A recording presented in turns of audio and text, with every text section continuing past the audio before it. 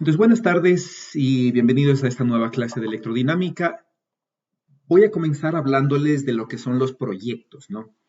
Entonces, a lo largo del semestre ustedes van a trabajar en un proyecto o en dos proyectos, depende de cómo quieran trabajar ustedes, en el cual, ¿no? En este bimestre lo que tienen que hacer es identificar un tema de su interés en el que se pueda aplicar los conocimientos de qué vamos a tener a lo largo de este bimestre, sería mejor, ¿no es cierto? Eso quiere decir trabajar con campos eléctricos y magnéticos, ¿sí? Y corrientes eléctricas, eso es lo que más o menos vamos a trabajar, ¿no? Entonces, en ese sentido, por ejemplo, en los semestres anteriores han trabajado, por ejemplo, con lo que son la respuesta de conductividad eléctrica en materiales, por ejemplo, en un método específico que se llama, bueno, que es más de electroquímica, ¿no? Que es básicamente eh, ver la respuesta dieléctrica de los materiales, sería el tema más o menos, ¿ya? Otro grupo trabajó con lo que tiene que ver con electroencefalogramas, ¿sí? Trabajaron con un modelo en el cual se estudiaba el transporte de carga, el transporte de corriente sería en las neuronas, ¿sí? Entonces ellos trabajaron en un tema por ese lado, ¿no? Otro grupo, de lo que recuerdo, trabajó en algo de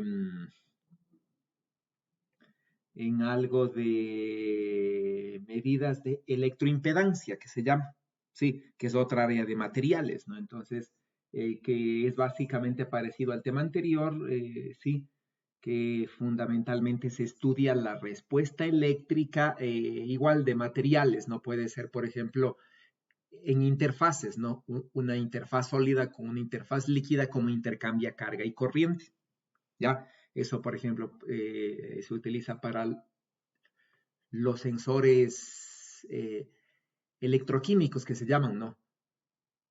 Otro grupo trabajó en lo que es la modelización multipolar de la interacción de moléculas de agua, ¿ya? Entonces, su trabajo en los proyectos es en esta primera semana, ¿no es cierto? En esta primera semana van a ser grupos de 3 personas, ¿sí? Y van a ubicar un tema en el cual les interese trabajar. Recuerden que el tema debe tener una aplicación de lo que es electricidad y magnetismo, básicamente, y corriente eléctrica, ¿no? Cualquiera de esos tres o puede involucrar los 3 temas. Entonces, por ejemplo, pueden trabajar con vientos solares y el movimiento que tienen esas cargas, ¿no es cierto? En presencia del campo magnético terrestre, pueden trabajar en lo que es biofísica, en membranas, por ejemplo, cómo es que se genera el transporte de iones a través de membranas, pueden trabajar en la parte de materiales mismos, ¿no es cierto? Hay un montón de temas en los cuales se puede involucrar el transporte de carga y corriente eléctrica, ¿sí? En materiales sólidos, y así, ¿no es cierto? Entonces ustedes pueden ubicar algún tema que sea de su interés, ¿sí? Los temas preferiblemente búsquenlos por su área de interés y pueden buscar algún artículo científico que se haya hecho al respecto, ¿no? Entonces pueden empezar ese artículo como base y tratar de continuar a trabajar ahí, ¿ah? Entonces, en el lapso de 7 días, ¿no es cierto? Hasta el próximo viernes, necesito que ya tengan identificado 1 o 2 temas por cada grupo, ¿ya? Me los presentan y discutimos y definimos exactamente qué es lo que ustedes van a hacer, ¿no es cierto? Dependiendo de la complejidad del tema, podemos simplificarle o podemos incrementar la complejidad si es que es demasiado simple, para que más o menos tenga una duración de este bimestre, ¿no? Al final del bimestre, bueno, a lo largo de el bimestre ustedes tienen que seguir trabajando en la parte teórica, en cálculos, en modelizaciones por computadora, lo que ustedes requieran hacer. Y al final del bimestre tienen que presentar un video. ¿sí? Entonces, en un video que van a subir al YouTube, tienen que presentar, ¿no es cierto?, su proyecto en un lazo de unos 10 minutos no más, ¿ya? Y presentan, ¿no es cierto?, lo que han hecho, presentan los resultados y las conclusiones. Entonces, eso va a ser el trabajo de este bimestre, ¿no? En el siguiente bimestre el trabajo va a ser semejante y puede ser una continuación del mismo proyecto, puede ser con los mismos integrantes, pueden cambiar de integrantes, generar otros grupos. Sí, eso depende de ustedes, ¿no? Pero de manera general, para el final del bimestre yo necesito que presenten ya los primeros resultados de su proyecto o los resultados finales si es que solamente va a durar un bimestre, ¿ya? Eso por favor para la siguiente semana. Entonces, ¿no? Necesitan hacer grupos de 3 personas. Si es que no hay 3, pueden ser 2, no 4, ¿sí? 3 o 2. ¿Y qué más? Y para la siguiente semana, para el siguiente viernes, yo ya necesito que tengan definido un tema de trabajo, o bueno, o 2, 3 temas de trabajo en los que les gustaría trabajar, y podemos hacer una reunión con el grupo, ¿ya? Y me cuentan qué es lo que quieren hacer, yo les puedo guiar, ¿no es cierto?, para ver más o menos el alcance, si es que está muy simple, está muy complicado, sugerirles más información y definir completamente bien el tema. Entonces, a lo largo de esta semana, ¿no es cierto?, tienen que definir tienen que ubicar unos 2 eh, temas en los que quieran trabajar, sí, eso hasta el siguiente viernes, ¿no? Ya la siguiente semana discutimos y definimos el tema exactamente y tienen que ponerse a trabajar inmediatamente, ¿no?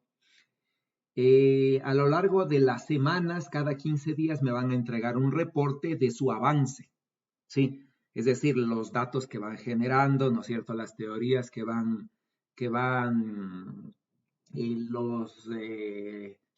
que van analizando, los resúmenes que van sacando, pero tienen que entregarme algo. No puede ser que no entreguen ningún avance, ¿ya?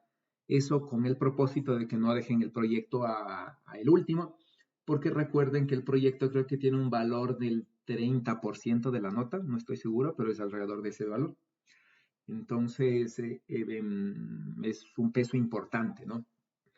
Entonces, por favor, trabajen en eso. No sé si tienen alguna pregunta.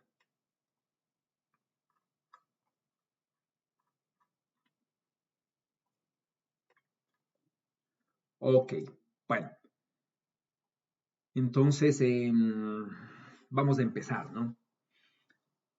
En la clase anterior, bueno, en el video que correspondía a esta semana, ¿no es cierto? En los videos que correspondía a esta semana, ustedes se identificaron básicamente lo que son campos escalares y campos vectoriales,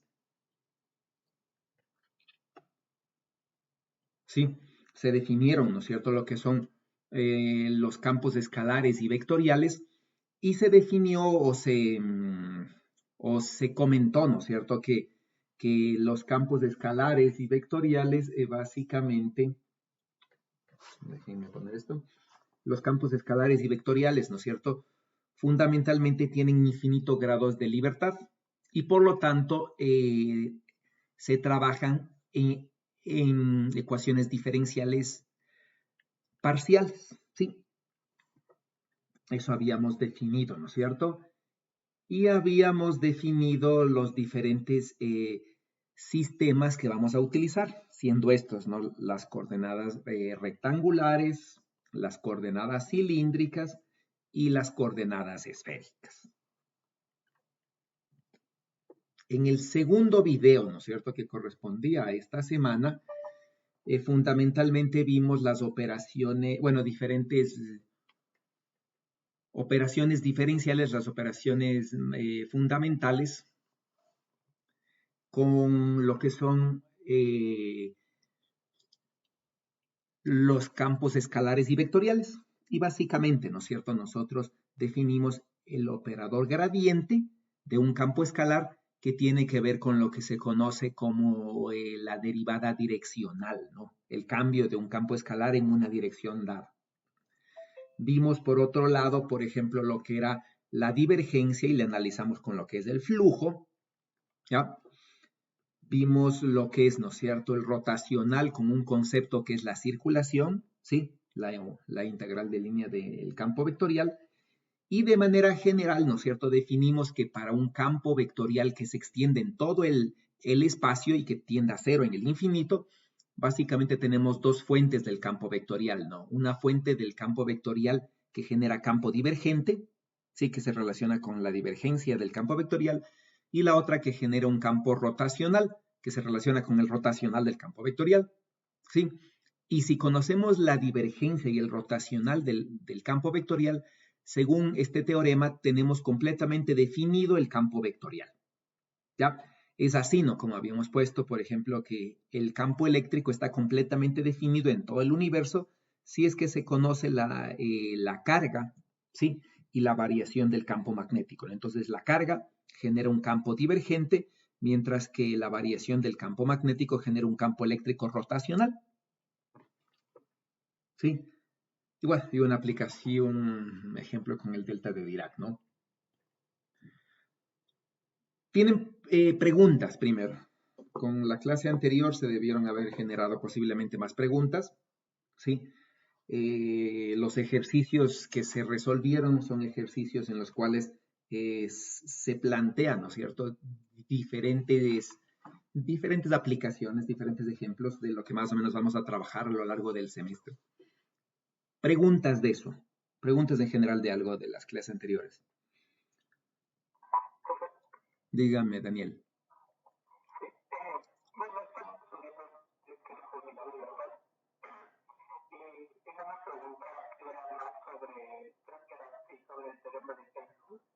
¿Ya?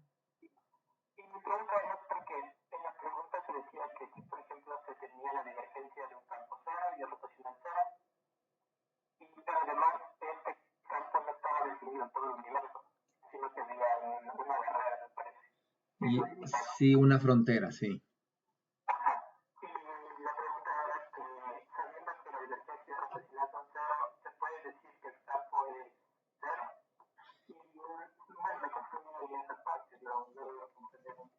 Ya, ok, vamos a analizar eso, ¿no? Entonces, si el campo estaría definido en todo el universo, ¿no es cierto? Es decir, ¿no es cierto? Ese campo, por ejemplo, supongamos que está definido en todo el universo y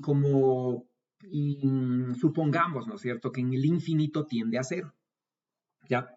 Entonces, si estaría definido en todo el universo y en el infinito tiende a cero, si la divergencia del campo es cero y el rotacional del campo es cero, básicamente tenemos dos términos cero, ¿no es cierto? Y por lo tanto el campo debería ser cero. Ahora, eso va a ser si el campo, ¿no es cierto?, no tiene ninguna frontera y alcanza a irse hasta el infinito. Entonces, en este caso, por ejemplo, si tenemos, ¿no? Si tenemos, por ejemplo, una zona del espacio, supongamos, ¿no? Supongamos que yo tengo algo así, ¿ya? Y supongamos que aquí yo digo, ¿no? Aquí tengo un potencial que le voy a llamar B sub 0 y acá abajo voy a tener un potencial que se llame 0. Y estas dos son dos placas infinitas. ¿Ya? Entonces, como son dos placas infinitas, aquí tengo una zona del espacio limitada por este plano superior y este plano inferior. Entonces, ¿no? En esta zona de aquí no existen ni cargas. Sí, eso quiere decir, ¿no es cierto? La densidad de carga, ¿ya? La densidad de carga aquí es 0, ¿ya? No existe, no, no existe campo magnético, ¿ya? Por lo tanto, ¿no? La derivada del campo magnético, por ejemplo, es 0. De esto yo podría concluir que la divergencia del campo eléctrico es 0 y el rotacional del campo eléctrico es 0. ¿Ya? Y si digo entonces, si la divergencia y el rotacional del campo eléctrico son 0, en principio, ¿no es cierto?, el campo eléctrico debería ser 0, porque en principio el campo eléctrico es igual, ¿no?, a un cuarto de la divergencia de la integral de la divergencia del campo eléctrico sobre la distancia, ¿no? ¿Ya? Y esto es 0. Y el otro término igual, ¿no es cierto? 1 sobre 4pi del rotacional, ¿sí? De una integral que tiene que ver con el rotacional del campo eléctrico, ¿no es cierto? Y aquí y acá las integrales, que esta también sería 0. Y entonces, si aplico el teorema siempre, ¿no es cierto? De aquí me daría que el campo eléctrico en esta zona es 0. ¿Ya? Porque no existen ni cargas ni campos magnéticos, ¿no es cierto? Y por lo tanto, si no existen ni cargas ni campos magnéticos variables en el tiempo, no hay ni fuentes que generen divergencia, ni fuentes que generen un campo eléctrico circulante. Sin embargo, ¿no es cierto? Aquí tenemos una frontera, ¿sí? Una frontera que limita una zona del espacio, que es justamente este espacio entre las placas. Entonces, como el campo no alcanza a irse hasta el infinito, aquí, ¿no es cierto?, no puedo aplicar el teorema de Helmholtz. Y por lo tanto, aquí el campo eléctrico no necesariamente es 0. Y de hecho, ¿no es cierto?, aquí yo voy a tener que existe un campo eléctrico que va en esta dirección. ¿Ya? Y el campo eléctrico vale, ¿no es cierto?, B sub 0 sobre la distancia y está en dirección menos z, por ejemplo, suponiendo que el eje z es este de aquí. ¿Sí? Entonces, siempre que tengo carga, ¿sí? Siempre que tengo una zona del espacio limitada por una frontera, no puedo aplicar el teorema de Helmholtz libremente, ¿sí? Otro ejemplo, por ejemplo, es este, ¿no es cierto? Supongamos que yo tengo una esfera, pongámosle una esfera así más bien. Supongamos que yo tengo una esfera cargada, sí, hueca. Entonces, aquí arriba tengo carga negativa, estoy utilizando para el azul, y para el rojo tengo carga positiva. Entonces, supongamos que la carga está solamente sobre la superficie. Eso quiere decir, ¿no es cierto?, que dentro, ya, la densidad de carga es 0, ¿ya? Y supongamos que la variación del campo magnético en el tiempo es 0. Es lo mismo, ¿no es cierto? Si aquí no hay carga y no hay campo magnético, si aplico este teorema, directamente me va a decir, ¿no es cierto?, que el campo eléctrico adentro es 0. ¿Ya? Lo cual es falso. ¿Por qué? Porque aquí existe carga en la frontera y va a haber un campo eléctrico, ¿sí? Va a haber un campo eléctrico que vaya en esta dirección. ¿Sí? Va a haber un campo eléctrico que va a ir en esta dirección. ¿Por qué? Porque tenemos una frontera, ¿no es cierto? Tenemos una frontera, caramba, tenemos una frontera sobre la cual existe carga eléctrica. Entonces, en ese sentido iba la pregunta, ¿no?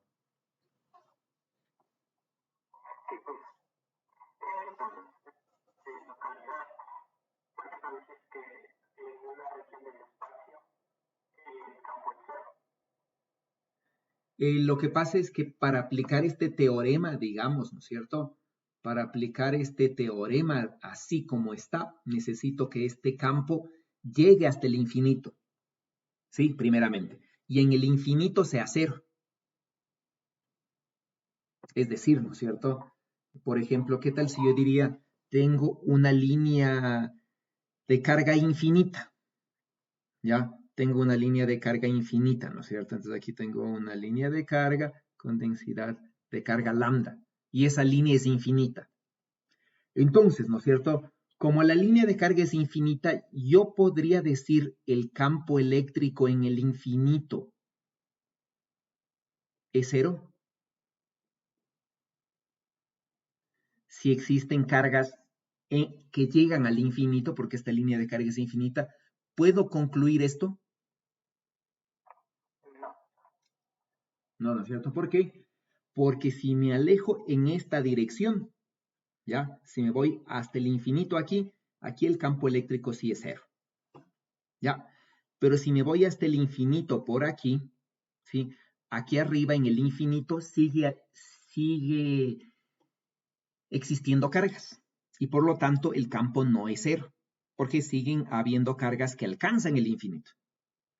Y por lo tanto, ¿no es cierto? Yo no puedo aplicar el teorema de Helmholtz para una para cargas que alcancen hasta el infinito. Pero si por ejemplo, ¿no es cierto? Yo tengo cargas que solamente existan aquí, ¿ya? Si tengo cargas que solamente existan allí, entonces yo sé, ¿no es cierto?, que si las cargas están aquí, yo voy a saber que si me voy al infinito en cualquier dirección, ¿ya? Yo voy a saber que el campo eléctrico va a tender a cero. ¿Sí? Va a tender a cero. Entonces aquí sí puedo aplicar el teorema de Helmholtz. ¿Sí? Pero, ¿no es cierto? Si esto es así y aparte de eso tengo una cierta frontera que me da ciertas condiciones de frontera, ya no puedo yo aplicar el teorema porque este campo ya no llega hasta el infinito. Ya no llega hasta el infinito, ya no necesariamente se cumple esa condición. ¿Alguna otra pregunta? Profe, yo quería saber si los teoremas de Gauss y el teorema de Stokes se pueden aplicar al revés de la igualdad. Por ejemplo, en vez de tener la integral de línea, transformar la integral de superficie, hacer al contrario, integral de superficie, pasar a una integral de línea. Bueno, mientras se respete, es decir, si no sé si le entiendo bien, pero el teorema original es este, ¿no es cierto? Digo, el integral de línea de A en un contorno cerrado, ¿sí? Vamos a poner de él. En un contorno cerrado C es igual, ¿no? A el flujo sobre la superficie limitada por el contorno del rotacional de A. Sí, es el flujo, ¿no es cierto? De esta cosa de aquí, ¿sí? Entonces, ¿usted cómo me dice pasarle cómo, por ejemplo? Ahora, en cambio, por ejemplo, un ejercicio en el flujo, puedo transformarlo en integral de línea con este teorema o no. Y claro, porque la igualdad va en ambos sentidos, ¿no? Eso quiere decir, ¿no es cierto? Si yo digo, por ejemplo, por ejemplo, digamos, vayamos a esto, ¿ya? Supongamos que yo digo esta, ¿no es cierto? Digo la integral de la divergencia de un campo E, ¿sí? Es igual al flujo, ¿no es cierto?, de E. Entonces, por ejemplo, me dicen, ¿no es cierto?, tengo una cierta zona del espacio, ¿ya? En donde tengo un campo así medio complejo, ¿no es cierto? Y tengo una superficie, ¿ya? Y digo, ¿qué tal si yo necesito calcular el flujo? Y entonces esta superficie es una superficie regular, bien compleja, entonces esta integral podría ser bien difícil, ¿no? Por ejemplo, ¿no? Supongamos que yo les digo, vayamos así, ya supongamos que yo les digo, vamos a calcular el flujo, ¿no es cierto?, sobre esta superficie de aquí, ¿ya?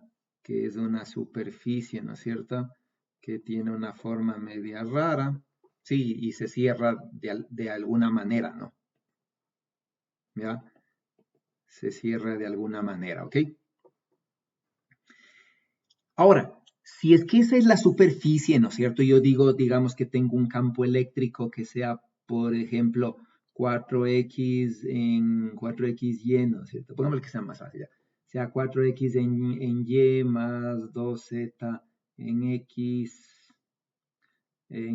así, ¿no es cierto? Más y cuadrado más z acá, o más z, estoy usando, ¿no? Más z. Ya, entonces supongamos que ese es el campo, ¿no? Entonces, hacer esta integral a lo mejor es bien complicado porque por ejemplo, porque esta superficie es difícil, ¿no? Pero si voy a calcular, por ejemplo, por el teorema de Gauss, ¿no es cierto? La divergencia aquí es muy fácil, ¿no? Este término sale con divergencia 0, este término sale con divergencia 2z y este término sale con divergencia 1. Y entonces a lo mejor es más fácil integrar este, ¿sí? O al revés, ¿no es cierto? Yo puedo irme para cualquier lado. Si yo tengo, por ejemplo, una integral del flujo de alguna cosa, ¿ya? Y me doy cuenta que este f proviene, ¿no es cierto?, de la divergencia de algún otro campo, ¿no es cierto? Perdón, no, sería al revés, ¿no? Que es lo que estuve cambiando. Al revés, ¿no es cierto? Si yo tengo un integral de volumen, ¿sí? De una cierta función, ¿ya? Y me doy cuenta, ¿no es cierto? Que esta función proviene de la divergencia de algún otro campo G. A lo mejor, ¿no es cierto? Es más fácil calcular el flujo de G. Sí, entonces yo puedo irme para cualquier lado, ¿no? Entonces ambos teoremas los deben aplicar de acuerdo a su conveniencia. A veces va a ser más fácil irse por el teorema de Gauss para calcular alguna integral. A veces puede ser más fácil irse por el otro lado, ¿no? Sí, por la integral de línea o de superficie o de superficie de volumen. Sí, eso es indiferente.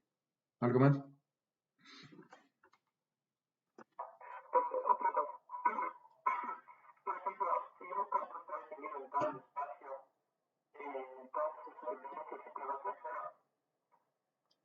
Si un campo está definido en todo el espacio, su divergencia es cero, ¿no?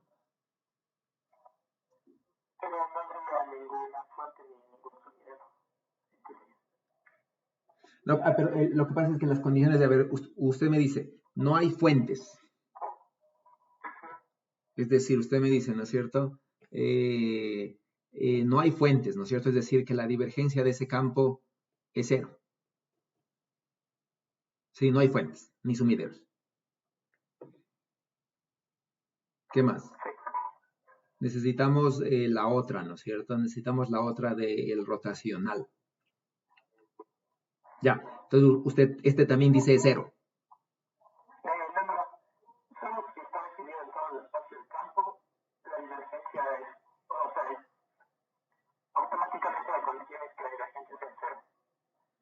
Ya no, pues. Es decir, por ejemplo, el campo, ¿no es cierto?, está definido en todo el espacio. Es decir, el típico ejemplo es este, ¿no? Por ejemplo, ¿qué tal si yo digo el campo de una carga puntual en el origen? Este está definido en todo el espacio excepto en el origen, ¿no es cierto? ¿Sí? Entonces, la divergencia del campo en cualquier punto diferente del origen es cero, ¿ya? Pero la divergencia del campo, ¿no es cierto?, en el origen es,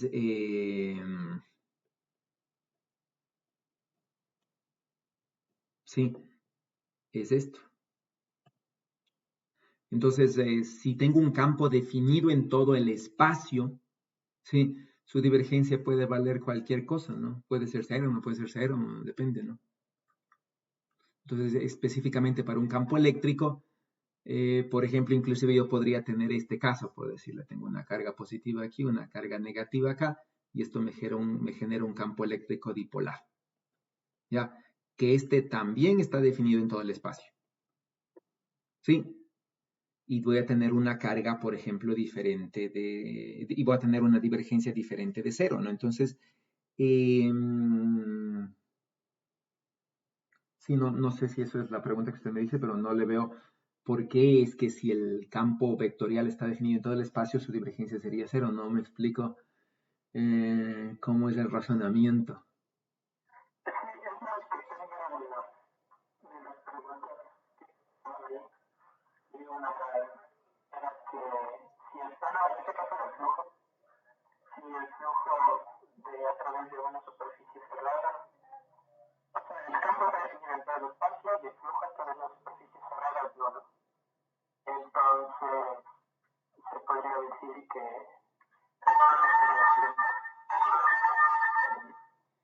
Ya, bueno, esa es otra pregunta, ¿no? Entonces, lo que pasa es que si el flujo, ¿sí?, en cualquier superficie cerrada, el flujo es cero, lo que quiere decir, ¿no es cierto?, es que si el campo eléctrico, si el campo vectorial entra, ¿ya?, tiene que necesariamente volver a salir. ¿Sí? Y eso sobre cualquier superficie cerrada. Eso quiere decir que el campo, por ejemplo, no podría ser este, por decirle. ¿Ya? Porque hay aparentemente, ¿no es cierto? Podría haber un flujo, por ejemplo, hagámosle así.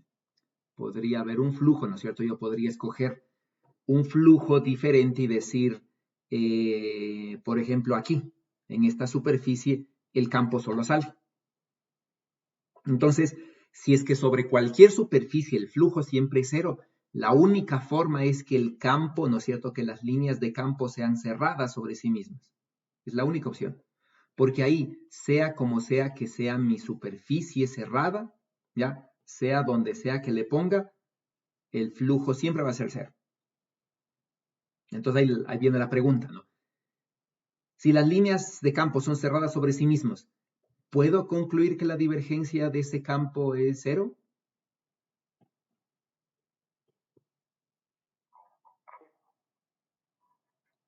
En este caso,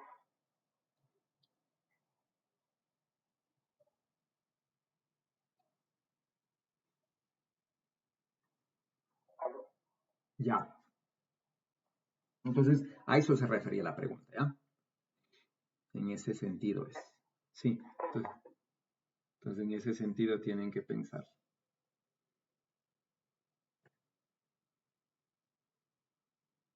Bueno, entonces resolverán el cuestionario que están ahí, por favor, es parte de su evaluación y de que ustedes mismos verifiquen si están entendiendo o no los videos. Díganme. Yo quería hacer una consulta porque tuve un poco de problemas a tratar de comparar el último ejercicio que hicimos en clase, igual está en el deber, en ese término que no sé si yo, bueno, sí, que me respondía la pregunta por el aula virtual. No entiendo bien cómo comparar esos términos que sacamos ya con la estabilidad. Es que el término que nosotros estamos sacando la expresión en coordenadas cartesianas y la respuesta, uno de esos términos pasa a coordenadas esféricas. ¿Ya? Entonces, para demostrar esa identidad, lo que hay que hacer es básicamente pasarse a coordenadas esféricas. ¿Ya? Tienen que, ¿cuál era? Ni me acuerdo. Tienen que pasar a coordenadas esféricas. ¿Sí? Porque para hacer eso, ¿no es cierto? Con ustedes, por ejemplo, llegamos simplemente, para que se fijen, llegamos simplemente hasta aquí. Pero este término, ya tenemos los dos, ¿no es cierto? Que representan los dos de las esquinas. Y el del medio representa este, pero este está en coordenadas cartesianas, este está en coordenadas esféricas. Entonces, tienen que hacer el cambio de variable, obviamente, ¿no? Suponiendo que esta función g es una función, ¿no es cierto?, que depende, bueno, aquí me ha faltado la condición, solamente de R módulo, es decir, aquí me faltaba esta, aquí falta esto, ¿no? Si g es una función que depende solamente del módulo de R, no depende ni de teta ni de phi, ¿ya? Entonces, si g tiene esta condición, eso me faltó de copiar, si g tiene esa condición, se puede demostrar, ¿no es cierto?, que haciendo el cambio de variable, ¿qué pasa? ¿Por qué se fue? Ya, que haciendo el cambio de variable, ¿no es cierto?, cuando g es una función que dependa solamente de r de la distancia radial esférica, ¿sí? Se puede demostrar, ¿no es cierto?, que esto de aquí realmente, bueno, es esto, ¿no? Eso ustedes pueden demostrarlo fácilmente, ¿ya? Y entonces llegar a establecer, déjenme borrar esto, sí, llegar a establecer la condición. Ya, lo que faltaba es esta condición, ¿no? Para que puedan hacerlo. No es para cualquier función, es para una función que depende exclusivamente de la distancia radial, ¿ya? Y entonces se puede llegar a la condición final que se quería, ¿no? Que es esta de aquí, ¿ya? Bueno, vamos a empezar entonces ahora la clase de hoy, ¿sí? En electrodinámica, sí, en electrostática exactamente, y en magnetostática, es común encontrarse con problemas que son muy semejantes a los problemas que ustedes habrán visto en mecánica clásica, ¿sí? Ya que en mecánica clásica, según la ley, ¿no es cierto?, de gravitación universal, un diferencial de masa ejerce una fuerza que depende del inverso del cuadrado de la distancia y es radial, atractiva, ¿ya? Y depende directamente de la masa, ¿no es cierto? Entonces, si yo tengo un diferencial de masa por aquí, yo sé que este diferencial de masa genera, ¿no?, en cualquier punto del espacio, ¿sí?, una fuerza radial atractiva, o lo que es lo mismo, un campo gravitatorio atractivo. ¿Ya? Y esto es exactamente lo mismo lo que sucede en el campo eléctrico. ¿Sí? De manera, ¿no es cierto?, que si yo quiero calcular la gravedad completa de un planeta, esta es la Tierra, no son datos reales. ¿Sí? Si esta es la Tierra, entonces la densidad, por ejemplo, de la Tierra conforme nos acercamos al núcleo va incrementando, más o menos de una forma así, ¿no? Esta es la densidad promedio, realmente no es es una cosa media continua, ¿no? Cuya densidad va disminuyendo conforme me voy hacia afuera. Entonces, en esas condiciones, lo que se pide, ¿no? Es calcular, ¿sí?, cuál sería el campo gravitatorio como función de la distancia radial. ¿Ya? ¿Cuál sería el campo gravitatorio como función de la distancia radial? ¿Sí? Tanto para puntos que estén dentro de la Tierra como para puntos que estén fuera de la Tierra. Y tomen en cuenta, ¿no?, que independientemente de la forma de la densidad de masa dentro de la Tierra, la gravedad en la superficie terrestre vale 9.8 metros sobre segundo cuadrado. ¿Sí? Y eso no va a cambiar si esto, ¿no es cierto?, es una densidad homogénea, es decir, es la misma densidad hasta adentro, hasta el centro, o es una densidad variable. Si este es un dato experimental que no varía, ¿no? ¿Ya? Y entonces la pregunta viene aquí, ¿no es cierto? Vamos a calcular, ¿sí?, en la primera parte, que es lo que yo les he hecho ahora, es calcular la fuerza gravitatoria en cualquier punto a lo largo del radio de la Tierra, ¿sí?, suponiendo que la densidad es homogénea. Y con esa densidad homogénea vamos a determinar la masa de la Tierra. Ya, esa es la primera parte, ¿no? Luego, ¿sí?, en la segunda parte con estos datos que está aquí, se va a hacer un cálculo, con estos datos que está acá, ¿no?, de la densidad en función del radio terrestre, vamos a calcular cómo sería más cercana el resultado. Y entonces, ¿no?, el resultado según las medidas es esta, ¿no? En cualquier caso, aquí está la distancia radial, ¿no? Aquí está la superficie de la Tierra. Ya, entonces, la gravedad, ¿no es cierto?, aquí es 9.8, independientemente de cómo sea la estructura de la Tierra, ¿no? Ya sea cualquiera de estas tres curvas, ¿ya? Y en cualquier caso, ¿sí?, la gravedad fuera de la Tierra va decreciendo conforme me voy alejando de la superficie de la Tierra.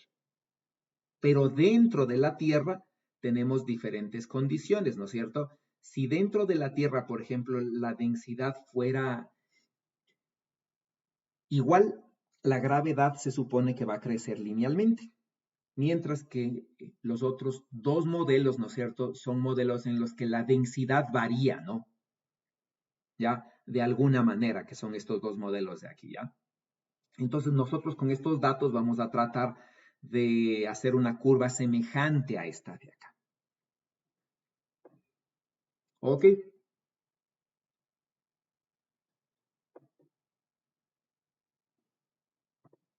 Entonces, vamos a empezar. Empecemos suponiendo que la densidad de masa de la Tierra es homogénea. ¿Ya? ¿Qué debería pasar cómo calculo la fuerza gravitatoria?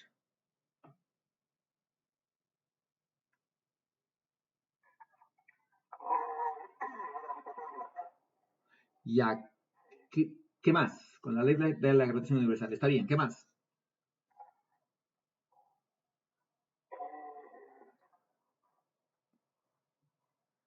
¿Qué más? Vamos a ver, ¿no es cierto? Entonces aquí viene algo importante.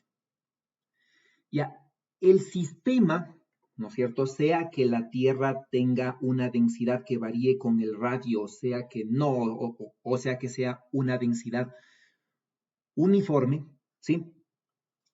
El sistema tiene simetría esférica alrededor del centro de la Tierra, ¿sí? Y además tiene simetría alrededor de cualquier eje que pase por el centro de la Tierra, por ejemplo, el eje Z. ¿Para qué me sirve eso? ¿Por qué es importante la simetría? Pues de cierta forma como que la fuerza puede salir del integral y queda ahí un integral solo con el diferencial de área.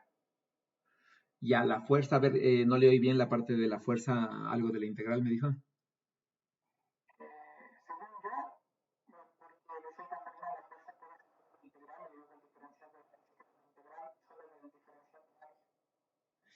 Ya, y por, bueno, ¿qué fuerza? Es decir, por ejemplo, ¿cómo es, en su idea, cómo está calculando la fuerza? Imagino, ¿no? Usted pone una masa, imagino que usted está suponiendo que pone una masa puntual en algún punto y ahí calcula la fuerza. ¿Eso? Algo así, no sé. Para este caso podríamos trabajar solamente un problema lineal, ya que todos los tres ejes tienen simetría. Estamos formando un problema, si es un 3D, trabajarlo solamente en una línea. ¿En qué línea? La que creamos puede ser el eje Z, el eje Y, el eje X. Ya, ¿cómo lo expresamos eso? ¿Sí? Para poder adelantarnos, si no nos vamos a demostrar mucho. ¿Cómo expresamos eso? ¿Sí? Si nosotros escogemos un punto cualquiera, ¿sí? Cualquier punto que sea, como el problema tiene simetría esférica, ¿ya?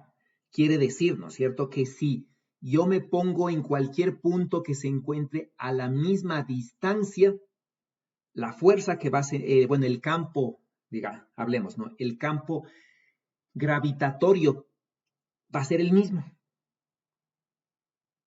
¿sí? Y además de eso, ¿no es cierto? Como tiene simetría esférica y según la ley de la gravitación universal, ¿no es cierto? Nosotros tenemos que para una masa aquí, por ejemplo, que me genera un campo gravitatorio en dirección radial, sí, realmente es hacia adentro, ¿no? Pero aquí puse de manera general, sí, debería aparecer otro punto simétrico, ¿ya? Que genera el mismo campo, pero en dirección contraria en el plano XY. De manera, ¿no es cierto?, que el campo solamente va a tener dirección radial y va a depender solamente de la distancia. Y todo esto yo puedo concluir por simetría. ¿Sí? Si la Tierra no fuera simétrica, ya, esto sería falso. ¿Sí? Por ejemplo, ¿no? Si la Tierra no tuviera una densidad que depende solamente de la distancia radial, sino que, supongamos, el polo norte es más denso que el polo sur. Entonces ahí ya se pierde la simetría esférica, pero se podría mantener una simetría axial. Entonces, la simetría en electrostática es importante y es una condición que yo debo tomarla en cuenta para simplificar los cálculos. Sobre todo, ¿no es cierto? Si yo puedo hacer esto exclusivamente matemáticamente, plantear las ecuaciones matemáticas y ponerme a integrar todo, que es la primera parte, cómo está hecho. Pero yo de antemano, por simetría, voy a saber que algunas integrales son cero. No necesito siquiera calcular, porque por simetría yo ya sé que son cero. Aquí, de hecho, ¿no? Por simetría yo sé que el campo gravitatorio solamente es radial. Y ahí es lo que dice su compañero, ¿no? Es en un eje, ¿ya?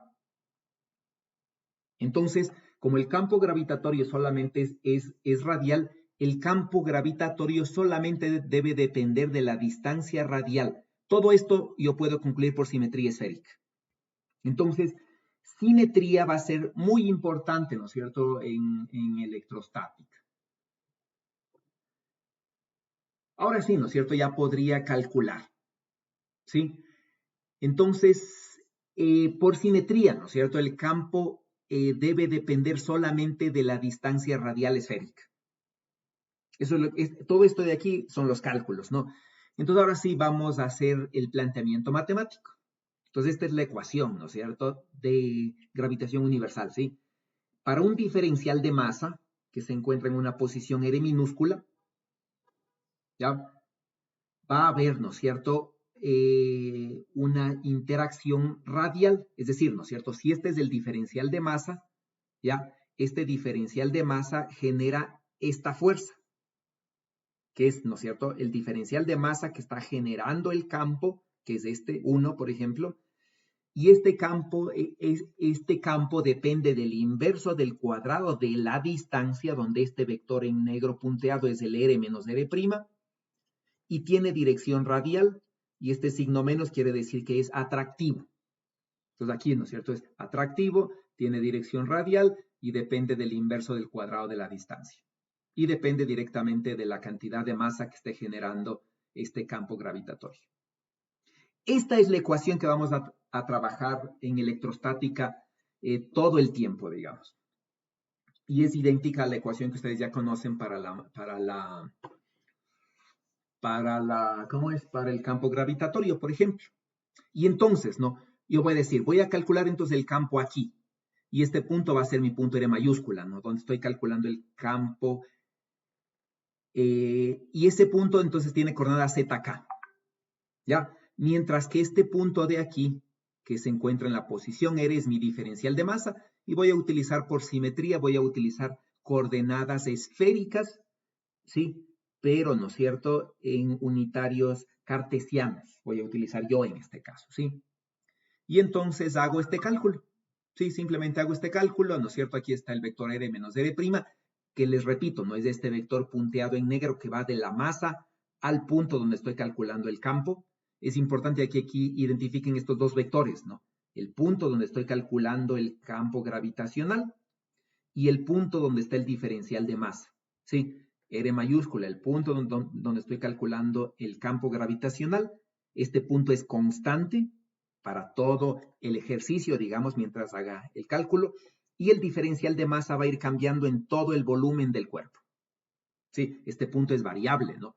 Entonces las coordenadas que voy a tomar como de integración son R minúscula, y la coordenada R mayúscula es una cantidad constante mientras esté en este cálculo.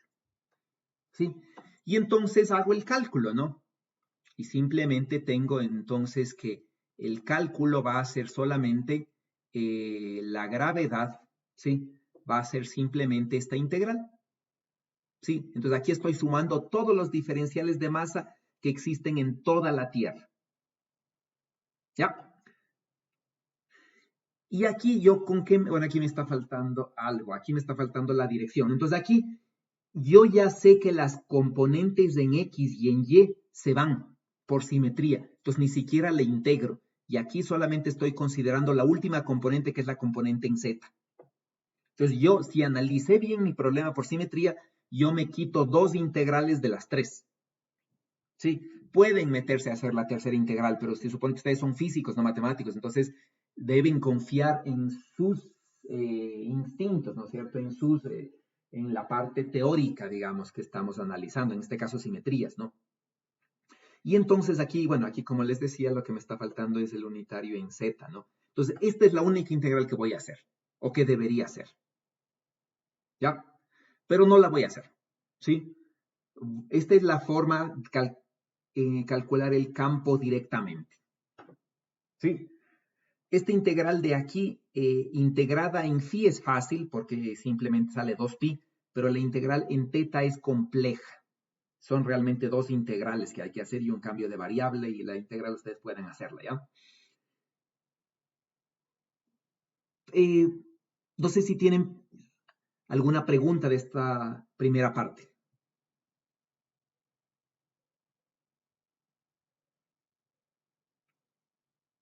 No. Vale.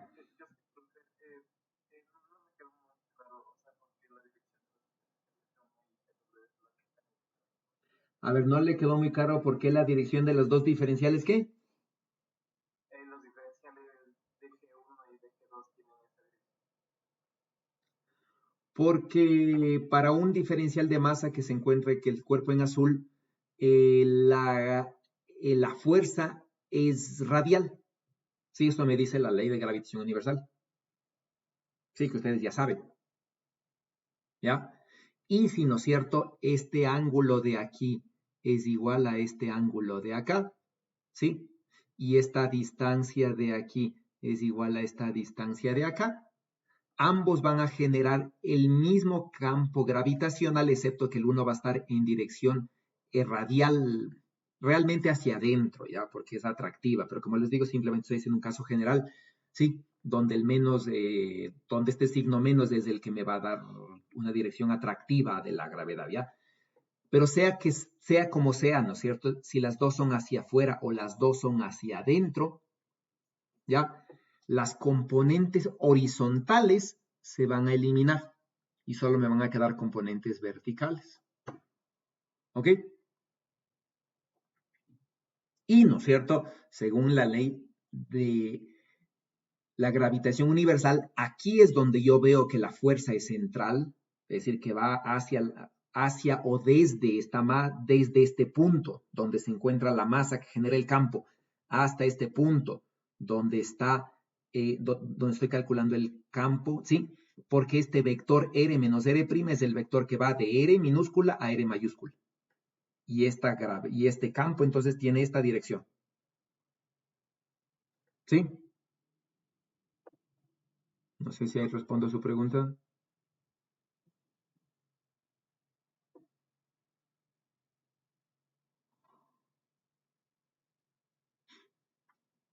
¿Algo más?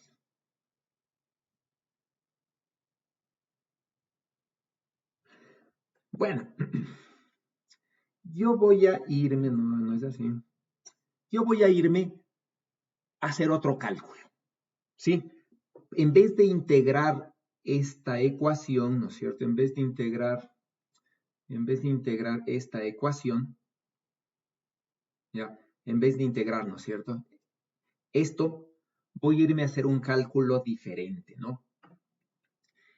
Yo voy a utilizar esta relación, ¿sí? Yo sé, ¿no es cierto?, que este módulo de aquí, este vector sobre este módulo al cubo, proviene de esto, ¿sí? Esta es una identidad muy importante, donde el R aquí mayúscula significa que yo estoy haciendo las operaciones con respecto de este vector, y a R minúscula le estoy suponiendo como si fuese constante.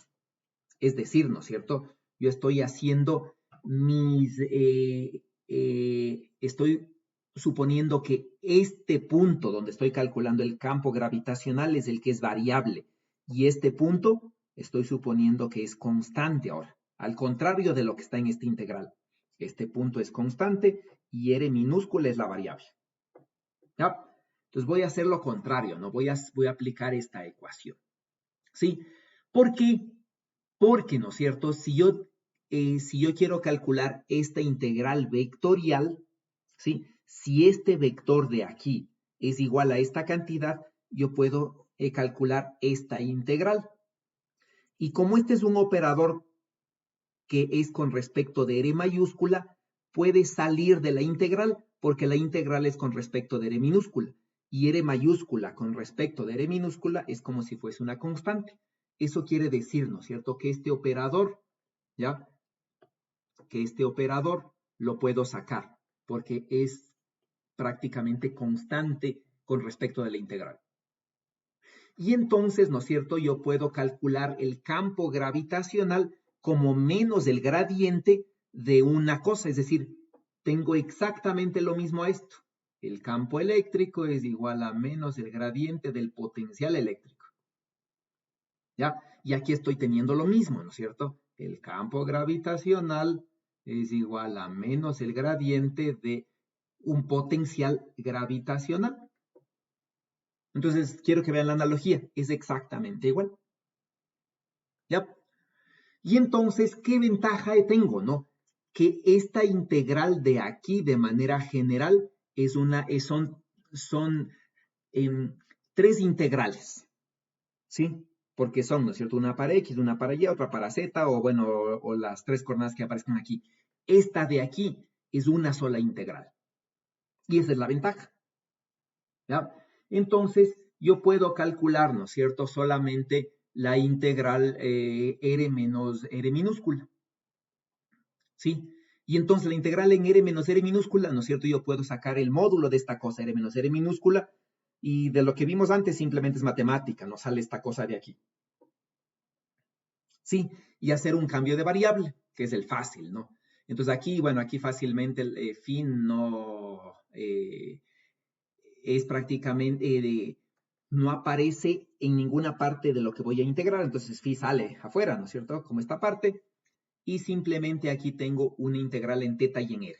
Entonces integro en teta con este cambio de variable y me sale, bueno, me sale esta integral, ¿no? Básicamente, ¿ya? Y luego tengo que integrar en r. Ahora, cuando integro esta cosa, ¿no es cierto? Aquí me queda, bueno, aquí me queda esta integral, que es básicamente la suma o la resta de un cuadrado elevado a la raíz cuadrada. Es decir, me va a quedar esto, ¿no? Como parte del integrando. La raíz cuadrada de r cuadrado más menos 2rz más z cuadrado. Cuando evalúe la integral en los límites, más menos 1. Sí, queda más menos, ¿no es cierto? Y esto de aquí no es nada más que la raíz cuadrada de r más menos z. ¿Sí? Y aquí es donde deben tener mucho cuidado, ¿no? Porque en general cuando ustedes encuentren un problema semejante a este, ¿sí? Ustedes van a ver, ¿no es cierto? Perdón, aquí es al cuadrado. Ustedes van a ver, ¿no? Que cuando sacan la raíz cuadrada, usualmente uno le saca así, ¿no es cierto? R más menos Z. Pero hay que recordar, ¿no? Que R más menos Z al cuadrado no es nada más, ¿no es cierto? Que es lo mismo que Z más menos R al cuadrado. Al final es lo mismo. Y si simplifico aquí, ¿no es cierto? Al igual que simplifiqué acá arriba, esto me queda Z más menos R. Y entonces la pregunta es, ¿no? ¿Es R más menos Z o es Z más menos R? ¿Cuál es el correcto?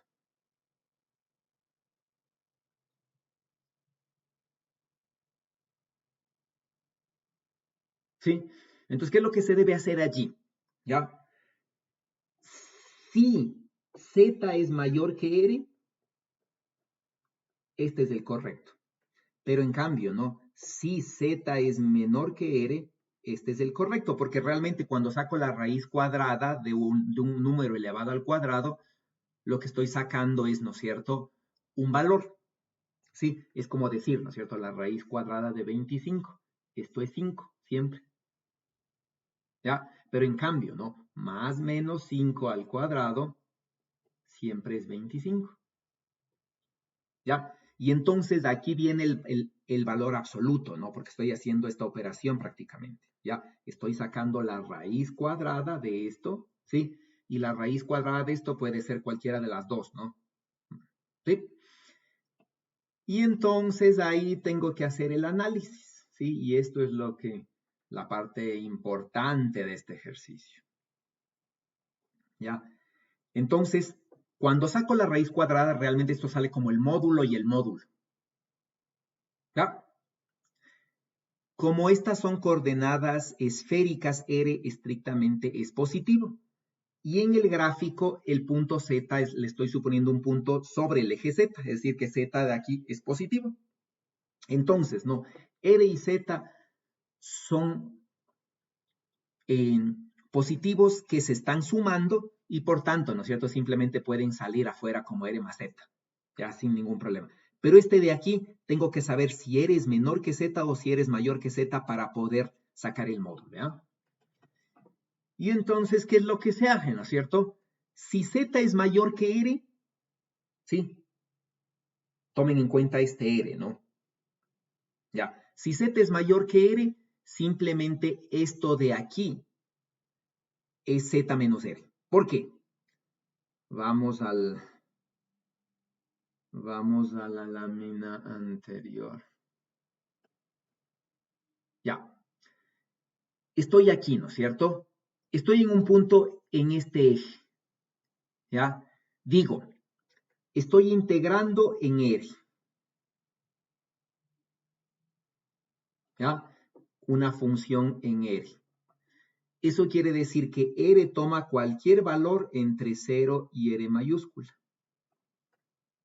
Y estoy suponiendo un punto Z afuera. Es decir, que si Z es mayor que R, Z es mayor que cualquier R minúscula que esté en esta integral. ¿Sí? Es decir, esto, ¿no es cierto? Estoy un punto acá arriba, bien arriba, fuera de la Tierra, ¿sí? Sobre la superficie terrestre. Entonces aquí este punto siempre va a ser mayor que cualquier R. Pero ¿qué tal si estoy en este punto tal como estoy graficado? ¿Sí? Si estoy en ese punto, entonces, ¿qué es lo que yo digo, no es cierto? R minúscula de la integral está entre 0 y R. Y Z es menor a R, pero mayor a 0. Entonces, si comparo las dos, ¿no es cierto? Si comparo las dos, ¿qué va a pasar? ¿R es mayor que Z o R es menor que Z? ¿Ya? Y ahí yo no sé, ¿no es cierto? Ahí yo no sé cuál es el valor real. ¿Sí? Y realmente, ¿no? Hay puntos, ¿ya? En los que R va a ser menor que Z. Por ejemplo, todos estos puntos de aquí abajo son puntos R menor que Z. Pero todos estos puntos de aquí, ¿sí? Son puntos R mayor que Z. Eso quiere decir, ¿no es cierto?, que esta integral va a tener que ser dividida cuando yo esté en esta condición, ¿ya? Y eso es lo que yo les planteo en la parte final del ejercicio. ¿Sí? Caramba. Ya, y eso es lo que yo les planteo en la parte final del ejercicio, ¿no? Y entonces, nosotros planteamos simplemente esto, ¿ya? Entonces, ¿no? Nosotros teníamos, para el caso, ¿no?, que nos interesa, este sería el campo gravitatorio, ¿sí? Donde todo esto es la gravedad para cualquier punto que esté mayor que R, es decir, sobre la superficie terrestre, ¿ya? Y aquí se ve, ¿no es cierto? Este debe ser el valor de la gravedad, es decir, 9.8 metros sobre segundo cuadrado. Entonces, como yo tengo el radio de la Tierra, ¿no es cierto? Tengo el valor de G y tengo el valor de la gravedad, puedo sacar el valor de la densidad de la Tierra y si multiplico por el volumen de la Tierra, puedo sacar la masa de la Tierra. ¿Ya? Entonces, conociendo la ley de gravitación universal y midiendo la gravedad en la superficie de la Tierra y conociendo el radio de la Tierra, puedo determinar la masa de la Tierra. El punto que me interesa ahora es sobre todo este, ¿no? ¿Qué pasa cuando estoy en una zona dentro de la superficie de la Tierra? Entonces, este módulo yo tengo que separarlo. ¿Ya? Tengo, ¿no es cierto? Va a haber puntos en los que esta integral entre 0 y R, ¿ya? Hagamos el gráfico, ¿no? Aquí está 0, aquí está R y aquí está Z. Entonces, todos estos puntos de aquí son puntos en los que R es menor que Z. Y todos estos puntos de acá son puntos en los que R es mayor que Z. Y por lo tanto, esta integral entre 0 y R, tengo que dividirle en dos partes, una entre 0 y Z y la otra entre Z y R, en donde este módulo cambia de signo. En el un caso es R menos Z para este caso, y en el otro caso es Z menos R. Sí, aquí va a ser, ¿no es cierto? R menos Z menos R, y aquí va a ser R menos Z. ¿Ya? Y entonces reemplazo en las respectivas partes íntegro, y este es el potencial gravitatorio. ¿Ya? Y de aquí simplemente puedo sacar el gradiente, ¿sí? Y sacar la gravedad. Y entonces la gravedad ha sido para puntos dentro de la Tierra. ¿Sí? Suponiendo que la densidad es homogénea, ¿no? Aquí todavía no estoy haciendo el caso final, ¿ya? Y entonces hago la gráfica, ¿no es cierto? Y con esto termino, y me queda el modelo, ¿no? La gravedad, como ustedes pueden ver acá, ¿sí? La gravedad, como se ve aquí, ¿no es cierto? Crece con el Z para puntos dentro de la Tierra, que es justo lo que yo tengo acá, ¿sí? Entonces la gravedad crece y luego decrece con el inverso del cuadrado de la distancia. Eso es cuando la densidad es constante. ¿Ya? Ok, esa era la clase del día de hoy. Bueno, con las preguntas 1 hora me quedó un poco corto, pero nos veríamos la siguiente clase. No sé si tienen alguna pregunta antes de finalizar.